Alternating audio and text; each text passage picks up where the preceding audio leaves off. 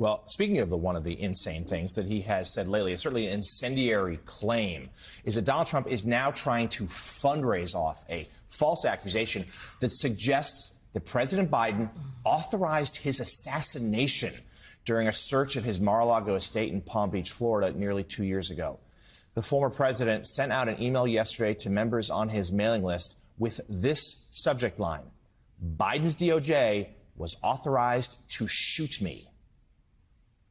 Trump and his allies have pointed to a recently unsealed court filing which describes a policy statement outlining the standard operating procedure by which the FBI is authorized to use deadly force if deemed necessary during any situation when a search warrant is indeed executed. It was not unique to the FBI's search of his Mar-a-Lago property, and it's actually intended to limit the use of deadly force. Attorney General Merrick Garland yesterday called Trump's allegation extremely dangerous. That allegation is false, and it is extremely dangerous. The document that is being referred to in the allegation is the Justice Department standard policy limiting the use of force. As the FBI advises, it is part of the standard operations plan for searches, and in fact, it was even used in the consensual search of President Biden's home. The Attorney General there makes a good point that President Biden's home, the same standard applied. So, Richard Haass, obviously you worked in government for quite some time. You're familiar with such things, but this seems like a very dangerous accusation. We're used to Donald Trump saying things that are inflammatory, but this one seems to potential for real problems. What I find the most dangerous thing about it is that it once again mainstreams or normalizes political violence. What this is part of is his larger message with his supporters, because if he can say the president was prepared to kill him, as preposterous as that is, that in some ways, Jonathan, empowers his supporters to go out and use force on behalf of Trump and his cause. And that, to me, is what's so pernicious about this. It reinforces the idea that political violence is somehow permitted. It's now entered the American mainstream. That is what is truly dangerous about this. The criminal justice system is full of boilerplate language. We cut and paste from documents all the time. This can be something that's already on a form, or it can be something that is literally just highlighted, cut, and pasted into another document. This is part of the DOJ's Justice Manual. This is part of what they use in language all the time. I am so accustomed to seeing this kind of boilerplate language that my eye usually skips right over it. So this is not something that is unusual. It's something that appears, as Merrick Garland said, as standard language. So it's not something to be interpreted as some kind of authorization to use deadly force, especially because it is so standardized. I mean, it's the kind of thing that I think nobody would have noticed, but Trump seized on it. I mean, look, whether you're in federal or state criminal court, forms are such a part of daily life that usually we end up referring to them by their numbers, not even by the form itself. In federal court, it's a 302. In state court, it might be something else. But this is not unusual. Criminal justice, unfortunately, is a world of forms. And, Caddy, what is also not unusual is that an incendiary claim made by Trump is being amplified by his sycophants and supporters, Marjorie Taylor Greene, among others, also talking about this assassination plot against the former president. Yeah, so I've been thinking about the differences between the UK general election and the US election that has just been called. The UK general election, and I was thinking of things like the fact that it's only going to cost us $75 million, right? I mean, it's bargain basement democracy over in the UK. It's only going to take 6 weeks, not what sometimes feels like 6 decades, for this election to roll around. The other difference is that you do not have one candidate putting out statements to raise money saying that the other is locked and loaded against him, or accusing Keir Starmer is not out there accusing Rishi Sunak of trying to assassinate him and whipping up his supporters who might then have violent intentions against members of the Conservative Party. So 2 very different election scenarios. But I think that locked and loaded comment is a real indication of just how far out of most of Western Europe's kind of political parameters America is right now.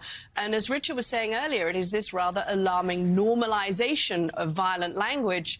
And we know that some of the things that lead to the demise of democratic institutions and rises of autocracy, one of the key elements of that is normalizing violent political language, because it leads to a whole load of other things. So just one more thing that's different. And we have seen political violence. We have seen Trump's rhetoric seen it. inspire the riot January 6th at the U.S. Capitol.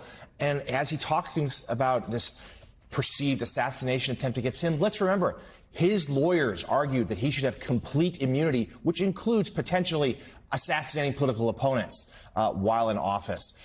So this is indeed dangerous rhetoric. And with many voters setting their sights on November's election, one citizen has gone back to the past to learn how to improve America's future. A.J. Jacobs is the New York Times bestselling author of the book, The Year of Living Biblically, in which he lived out an entire year adhering to the laws of the Bible. Now Jacobs has undertaken a more modern, and you could even say patriotic task with his new book, The Year of Living Constitutionally, one man's humble quest to follow the Constitution's original meaning. This time, for an entire year, Jacobs dressed, wrote, drank, and even battled like a citizen of colonial times. AJ joins us now with something of a costume and a beverage appropriate from the times. AJ, so good to see you this morning. Good morrow, John. I actually was just at the earlier this week with our fourth grader on his class field trip to the National Constitution Center in Philadelphia, a great museum. People should visit it. And they certainly make the point about how it's such a pertinent living document. Well, you did just that. Exactly. I kept reading in the news that the Supreme Court believes that we should follow the original meaning of the Constitution from 1789. So that's the conservative majority. And I said, let me take them at their word and actually try to be the ultimate originalist and live like they did back then. So I carried a musket on the streets of New York. I gave up social media and wrote with a quill pen. I quartered soldiers.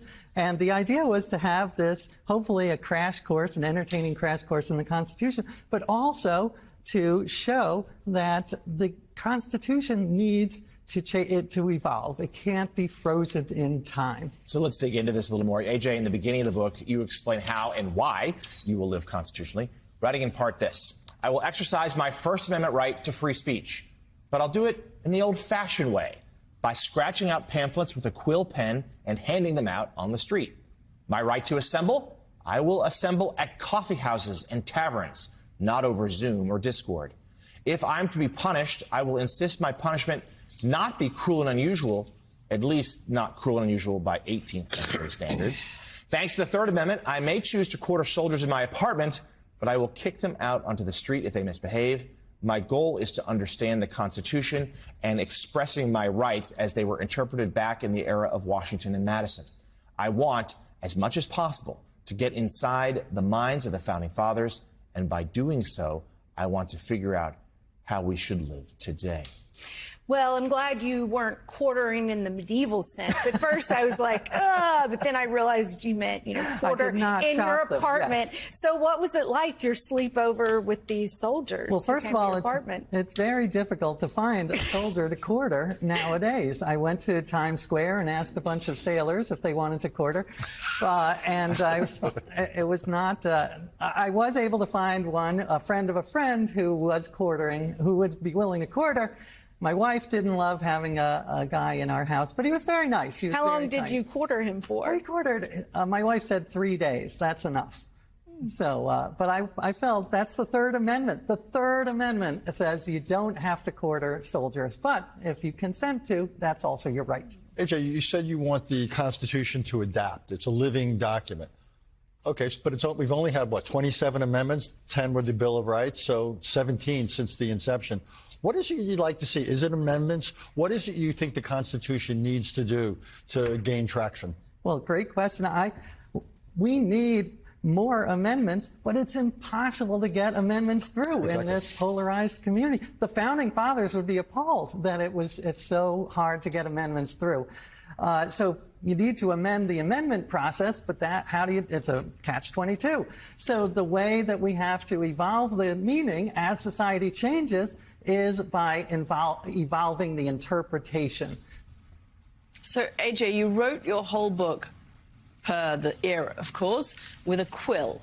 apart from the fact there must have been a lot of ink splots and deleting places and a whole new novel experience for you, what did it give you beyond the physicality of wielding a quill to write like that? Well, what I learned in the book is that there are many parts of the 18th century we do not want to go back to. It was a racist, sexist, smelly, dangerous time. However, there are aspects of it that I found are worth revisiting, and one is writing with offline.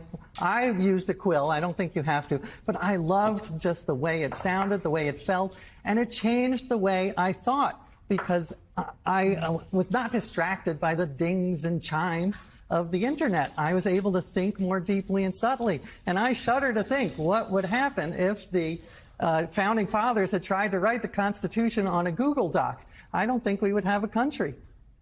The book is titled The Year of Living Constitutionally, one man's humble quest to follow the Constitution's original meaning. It is available now. New York Times bestselling author A.J. Jacobs, thank you. We appreciate that. Thank you. Good to be on Forenoon Joseph. Still ahead. For the second time this year, Senate Republicans voted down a bipartisan border security package that they had demanded. In a 43-50 vote with 6 Democrats joining Republicans, the GOP killed the package that they helped to write, calling the renewed vote simply political theater. Senate Republicans killed the package initially back in February on the orders of former President Trump so he could deprive President Biden of a legislative win and campaign on this issue. In a response to the bill's failure, the White House released a statement that reads in part, "Congressional Republicans have enough time to travel to New York to kiss Trump's boots, but not enough courage to side with the American people and Border Patrol over fentanyl traffickers." Meanwhile, Independent Senator Kyrsten Sinema, one of the lead negotiators on the bill, had this to say about why she voted yesterday against her own legislation.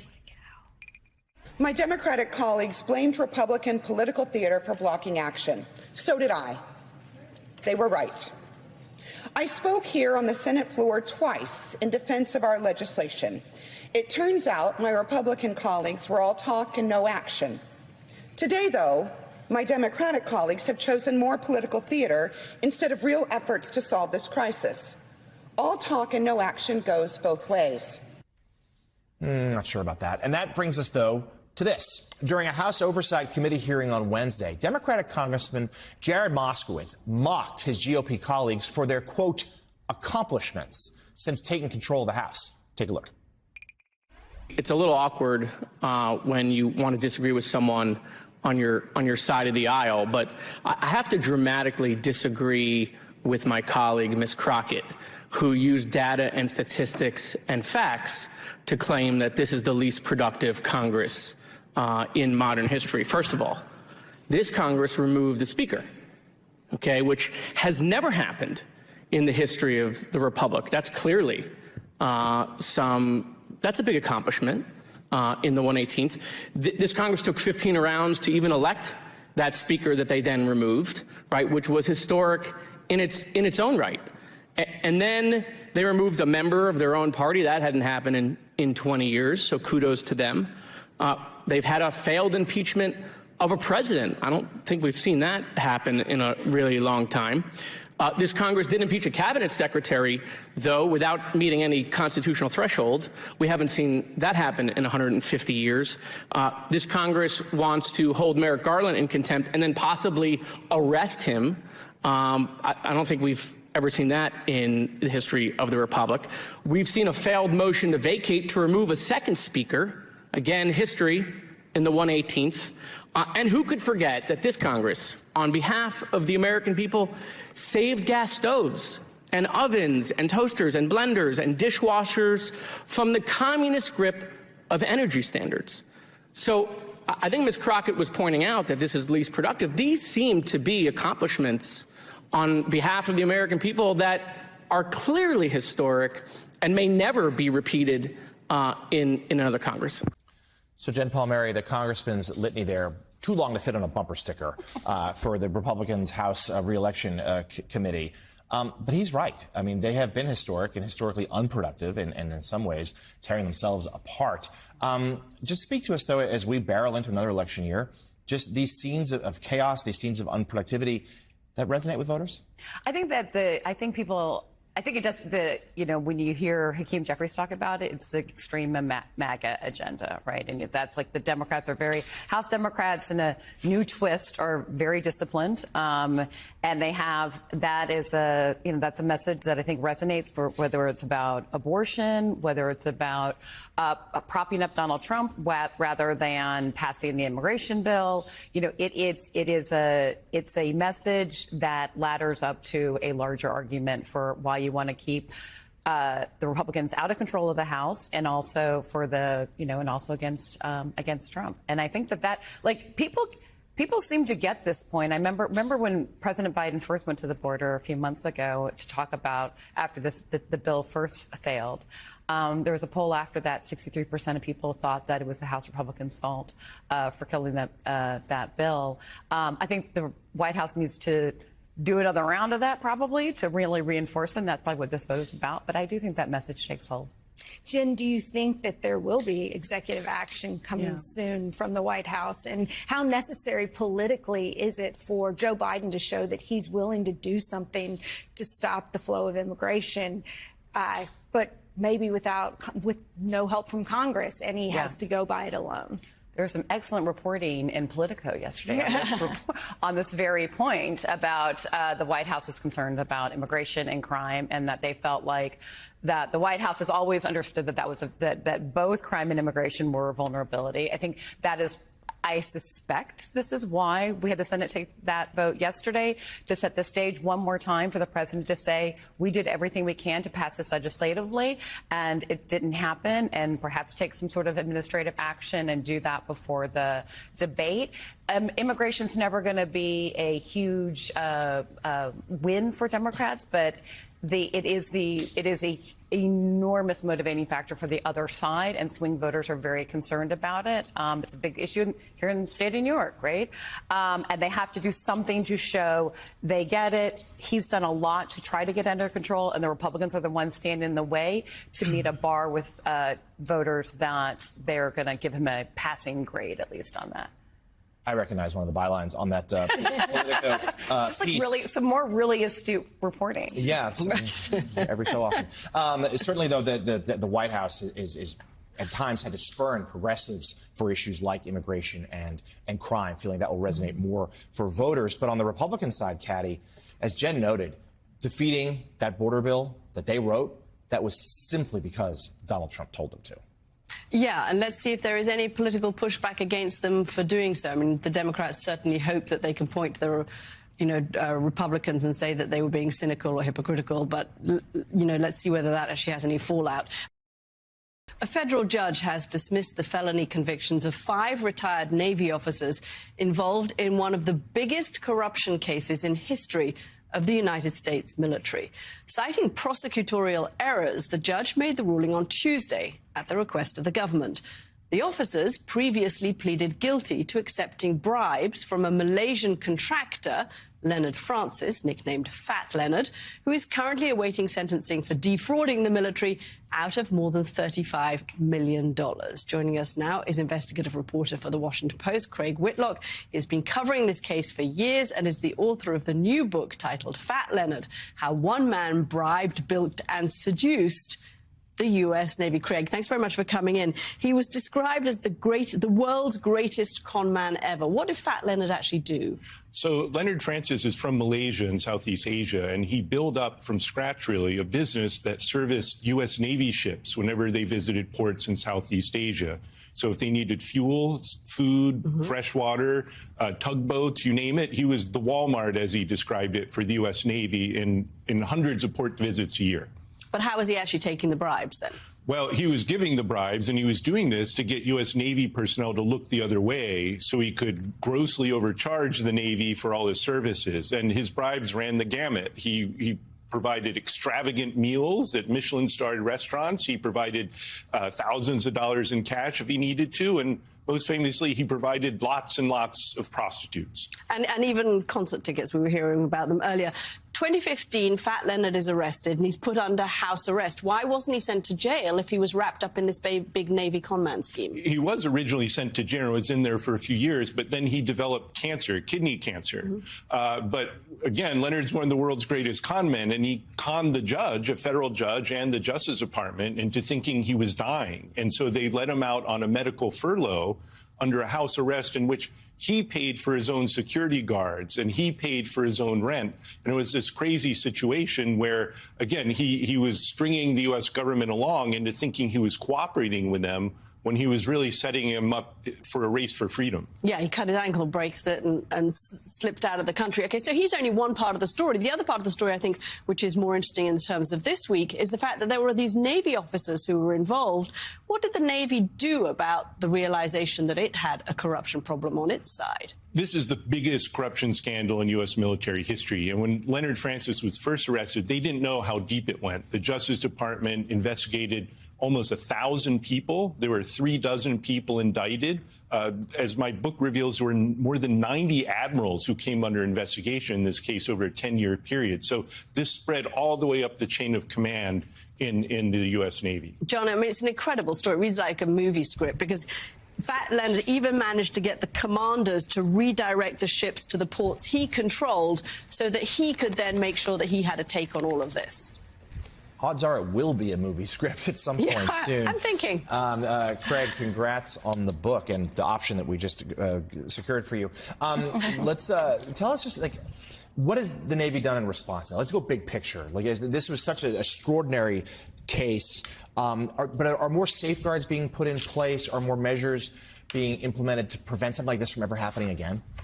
There are, but at the same time, there were plenty of measures in place to prevent Leonard Francis from doing this. There were all sorts of checks and cross-checks with contracting and people paying the bills from the Navy. But Leonard, again, he was a really cunning criminal, and he knew exactly who he had to buy off, precisely where in the Navy bureaucracy, and he cultivated moles who were embedded throughout from the Pentagon to the Pacific Command in Hawaii to Japan. He had moles in the Navy everywhere who would feed him information and rig contracts for him. So you can have all the procedures and processes in place you want, but Leonard really easily circumvented all of that. Craig, I'm very excited for this book because the Fat Leonard scandal just keeps on giving. It's really just so insane that it all went down the way it did.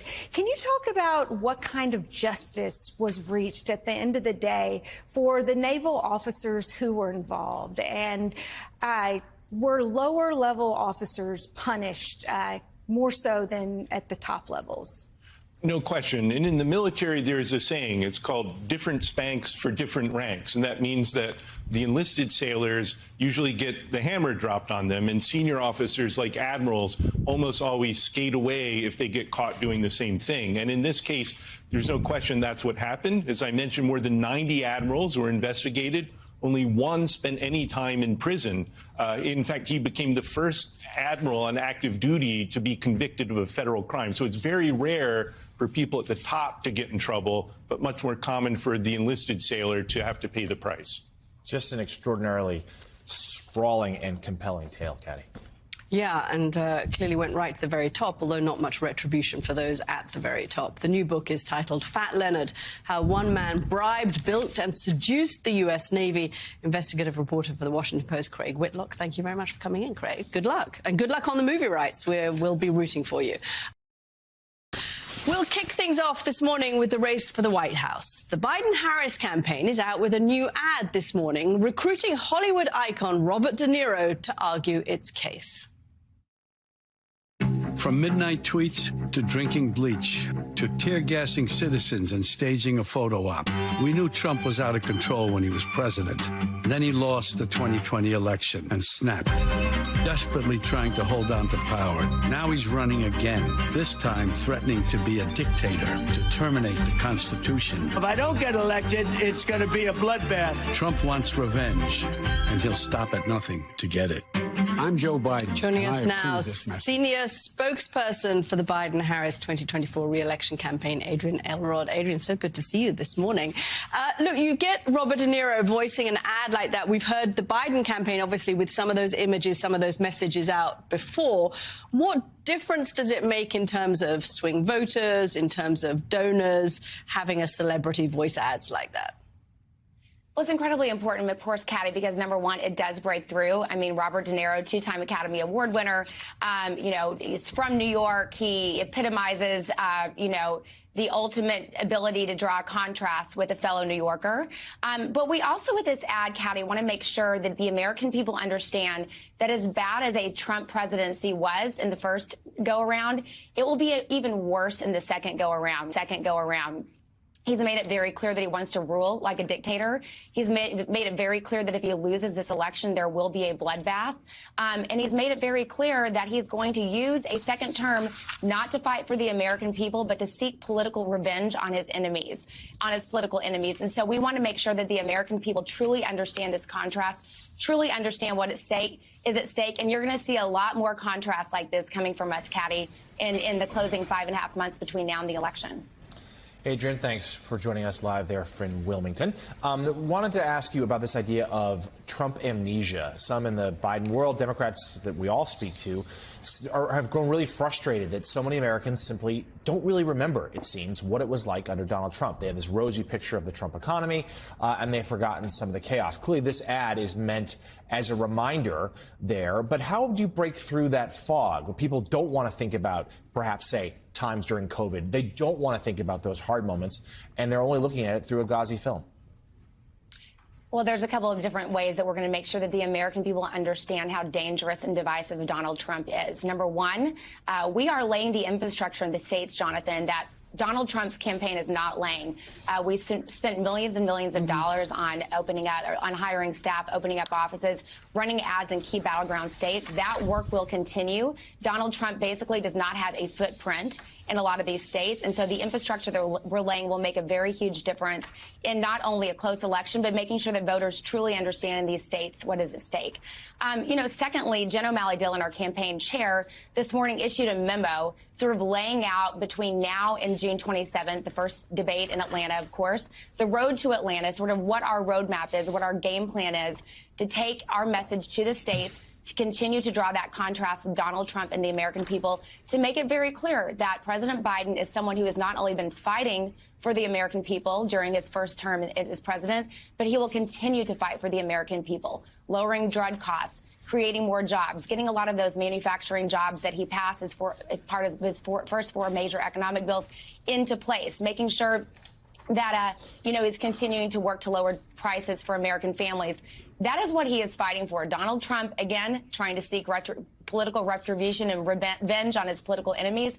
We're going to keep drawing that contrast. And look, President Biden is extremely excited for the June 27th debate. He's got a lot of questions to ask Donald Trump. Why did you put 3 Supreme Court justices on who you knew were going to overturn Roe and not allow women to make their own reproductive decisions about their bodies?